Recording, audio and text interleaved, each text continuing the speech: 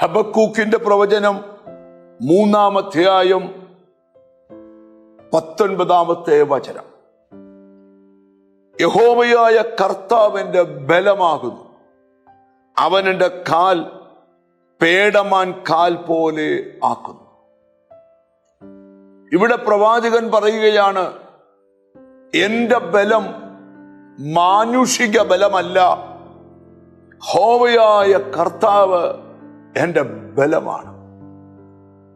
അടുത്ത പദം, ദൈവം എന്റെ ബലമായതുകൊണ്ട് എന്റെ ഓട്ടം മന്ദമാകുമല്ല. സ്തോത്രം. പേടമാൻ കാല് പോലെ. ഹല്ലേലൂയ. എന്റെ ഓട്ടത്തിന് വേഗത വർദ്ധിക്കാൻ പോവാ. ഇന്ന് ഈ വചനം കേൾക്കുന്ന നിന്നോടുള്ള സന്ദേശം എന്താ? സ്തോത്രം. ഈ ദിവസങ്ങളിൽ ഓരോ ദൈവമക്കളും പറയണം,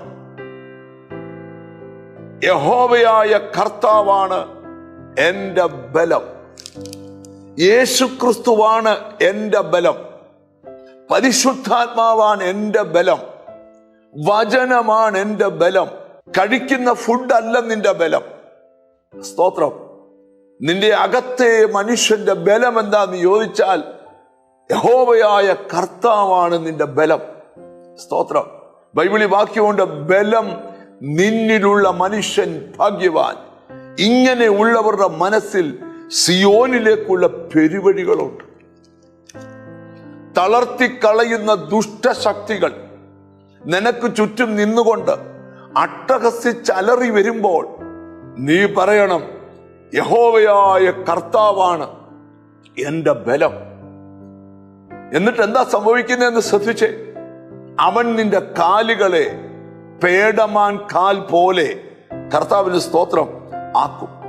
എന്ന് പറഞ്ഞാൽ നിന്റെ ഓട്ടത്തിന്റെ വേഗത വർദ്ധിക്കും. ആഹാബും ഇസബേലും കൊടികുത്തി വാഴുന്ന രാജ്യത്ത് പ്രാർത്ഥിക്കുന്ന ഏലിയാവ് എന്ന് പറയുന്ന പ്രവാചകൻ ആഹാബിനോട് പറഞ്ഞു, രഥം പൂട്ടി ഓടിക്കോ, മഴ നിന്നെ തടുക്കാതിരിക്കേണ്ടതിന്. മിസ്രൈമ്യ കുതിരകൾ അതിവേഗതയോടെ ആഹാബിന്റെ രഥത്തെ വലിച്ചുകൊണ്ട് ഓടുമ്പോൾ വയോവൃദ്ധനായ ഏലിയാവിന്റെ മേൽ യഹോവയുടെ കൈ വന്നു. അവൻ ആഹാബിന്റെ രഥചക്രങ്ങൾക്ക് മുമ്പിൽ ഓടിയെന്നാണ് വചനം വായിക്കുന്നത്. നിന്നെ പരാജയപ്പെടുത്താൻ വെളിപ്പെടുന്ന ശക്തിയുടെ മുൻപിൽ നിന്റെ കാലുകൾക്ക് വേഗത വർദ്ധിക്കാൻ പോവുക. ഈ ദിവസങ്ങളിൽ നിന്റെ കാലുകൾക്ക് വേഗത വർദ്ധിക്കുകയാണ്. സ്തോത്രം.